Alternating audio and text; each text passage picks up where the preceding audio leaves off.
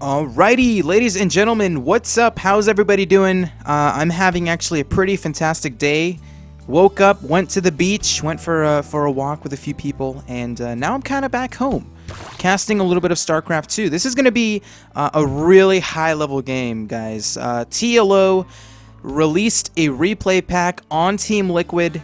You guys are welcome to check it out. That's where I got this game. TeamLiquid.net is the website. Make sure you look under their Team Liquid community section, and you'll be able to get yourself hooked up with these replays. So his opponent is going to be our red Protoss in the bottom right side. Not a huge name. He was actually quite big in the early stages of Wings of Liberty. He's been to, I believe he was in the GSL maybe 2 or even 3 times, and kind of known to be one of the best Protoss players early on in the global StarCraft 2 league. It is going to be our red Protoss, NSHTassadar, and of course his opponent in the bottom left did a little bit of an introduction, but let's go ahead and just confirm that this is the real blue Zerg player, Liquid TLO in the bottom left of Newkirk City. So nice little ZVP. ZVP has kind of been the matchup I've really been liking quite a bit in Heart of the Swarm. A lot of new changes for Protoss, a lot of adjustments for Zerg, and it's kind of switched back compared to Wings of Liberty. I mean, the Zerg player, basically what they did is they camped on 5 base, sometimes on 6 base, excuse me. I'm having trouble with the English language, and you know, just teching straight to Broodlords, Infestors, and Corruptors, which is an extremely difficult army composition to deal with as a Protoss. But now it's kind of in the Protoss's favor. They still have early game options. You can still, try to hit early 2-base timings, followed by a 3rd expansion. But the big problem for Zergs in this matchup is the airplay from Protoss. When the Protoss has, double Stargate, crazy amount of Phoenix, crazy amount of Void Rays, and Storm, what do you do against it? Zergs they're still slowly trying to figure it out, but they are having a very, very hard time. You would think Corruptors are good, but then you have Storm. You would think Ultras are good, which are fantastic, actually. They basically clean everything on the ground, but you have Void Rays that are usually left to go ahead and clean up the Ultras. So it's a little bit of a difficult matchup for both players. So we'll see what we're going to be seeing from Tassadar as well as TLO. If we just look at the build orders really quickly, it's just very, very standard, going for a 14 pool, followed by, it looks like it's a 16 hatch, so a little bit delayed because it looks like TLO actually opted to take this positional 3rd base, so not a huge deal.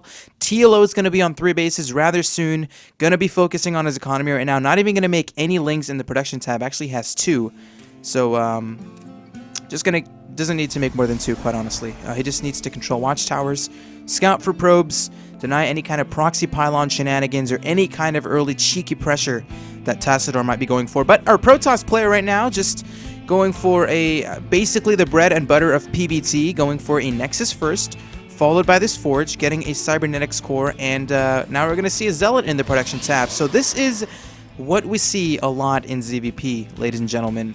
What we're going to have to really be looking out for is what is in this production tab. Is Tassadar going to go for a Mothership core? Is he going to grab very quick 3rd and 4th gases? These are the questions we're going to have to ask ourselves as the match progresses. So far, TLO just droning.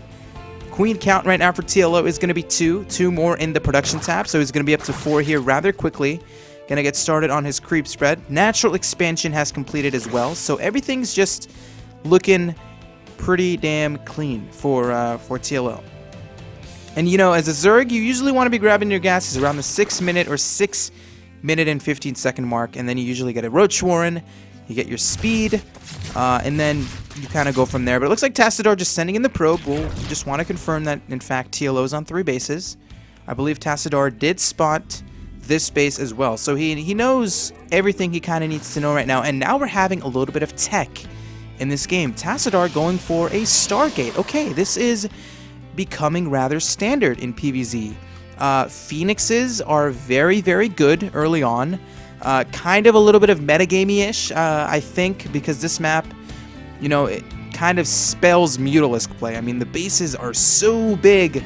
Muta-harass can be very, very effective. So this Stargate opening, very good for Tassadar, but he's not going into Phoenix. He's actually going directly into an Oracle. and a second Stargate. Oh my god, this is... Okay, one Stargate, you would think it's just Phoenix Harass, right? Or Oracle Harass, but now it's double Stargate. So this really has me thinking that Tassadar is going to be committing to that very heavy airplay I mentioned at the beginning of the game. So we'll see what the follow-up for him is going to be, and what is the reaction for TLO right now. If you look in the production tab, throwing down a Roach Warren, going up to layer, getting, you know, missile attacks level 1. Everything is just very, very normal so far from TLO. So scouting this is going to be hard because the Phoenix are tucked here towards the bottom right side, or excuse me, the Stargates are tucked. So now he's going to make one Oracle, going to make one Phoenix. What is going to be coming out of the second Stargate? Okay, a lot of Oracles. This is going to be so annoying for TLO if he's not going to be able to well, he's not going to scout it, but it's going to be annoying to really deal with these Oracles. He's going to need more Queens. He's going to need some Spores. Of course, you do not need an Evolution Chamber no longer to get some Spore Crawlers for defense. So we'll see what it's going to be. It looks like an Overlord's just going to scout a little bit, getting into the main base of Tassadar. He will be able to spot a Stalker as well as a Mothership Core. We also have, you know, the Overseer. So lair has been done for quite some time for TLO. So he's trying to get some scouting information, but I feel like it's going to be a little bit too late because now we're going to see these Oracles start to make their way towards the main base of TLO. Overlord's going to spot a Phoenix, and boom, just like that, TLO knows it's Oracles. What is the reaction going to be? Hydralisk Den getting speed, getting Roach Warren speed, or Roach speed as well. But here we go, that Pulsar Beam ability is going to be activated from these Oracles, going to try to focus down as many Harvesters as possible, currently up to 4, and this really shows us how much damage these Oracles can be doing in the early stages of ZVP. I love this choice from Tassadar. Behind it, getting a Fleet Beacon, transitioning into Void Ray, so this is definitely going to be a lot of airplay coming here from Tassadar. Speed very near completion right now from TLO, taking another expansion. It's going to be on 4 bases pretty soon. Picking off the Hydralisk Den, that's actually very good for Tassadar because now TLO's Hydras are going to be a little bit more delayed. I mean, he has a few on the map. He has 4, gonna have 6. That's not a crazy number, but now he's gonna have to remake it. He's gonna have to, you know, possibly go for more Hydralisks and Roaches and maybe try to hit some sort of a timing before this army from Tassadar starts to get any scarier. But now we're gonna see a 3rd expansion being started for Tassadar. 97 supply for him compared to 112. He is actually gonna be able to pick off an Overlord towards that right corner. But TLO is not out of this at all. He's not in the best position, but he can definitely try to hit a timing, and that's kind of what I'm thinking right now from TLO, because right now 59 drones to 56 probes. We're not seeing any more drones in the production tab for TLO, just making straight Roaches, getting that muscular augments, of course, which makes Hydralisks a lot quicker off creep, and now we're seeing TLO starting to be a little bit aggressive, getting an Infestation Pit behind it, possibly see some Vipers. He is going to confirm this 3rd expansion from Tassadar, and Tassadar needs to defend this as best as possible. Those Tempests, of course, outrange basically everything in the game. That Pulse and Beam ability is not really going to help out Tassadar, and these Oracles are going to fall. Really good aggression being shown here by TLO. We'll be able to focus down a few more Stalkers. Tassadar still trying to warp in as many units as possible, and this is the thing about airplay.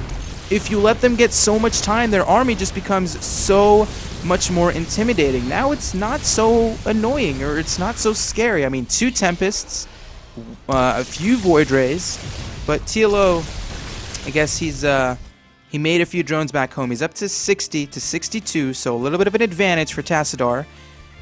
His 4th has been up some time. Might want to just go ahead and transfer some drones to that expansion. Making more Hydras. He's up to 10 Hydras, going to be up to 16 here very shortly. But Tassadar still making more Tempests, throwing down some more cannons. Smart choice by Tassadar, realizing he's not going to have, you know, a crazy amount of gateway units to be able to draw back the aggression from the Zerg. So these cannons are going to help a little bit. Maybe even throwing down 3 or even 4 more cannons would really secure him this area of map for defense.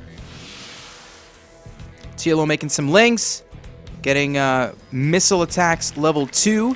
Twilight Council is going to be the follow-up right now for Tassadar. Still making Tempest, adding more gateways back home. Of course, he's going to get started on his air upgrades. Of course, if you're committing to this much air, you want to make sure you are on top of your upgrades so your opponent doesn't just overrun you if they go for a crazy amount of Corruptors or any kind of Hydra composition. And that's what it's looking like from TLO. It's just Roach, Hydra. So this is like, this composition is a mid-game composition. TLO at this point is thinking, okay, Tassadar, you are not going to go for a crazy amount of air. I am going to let you make some Tempests, make some Void Rays, but I'm going to be maxing out on Roach, Hydra, and some Zerglings too. So TLO wants to kill Tassadar, but is Tassadar going to let that happen? He is playing so turtly, and that's the thing about this this air toss composition is you were just mass expanding. He took a quick third, he's taken a quick fourth. TLO right now is still making more Hydralisks.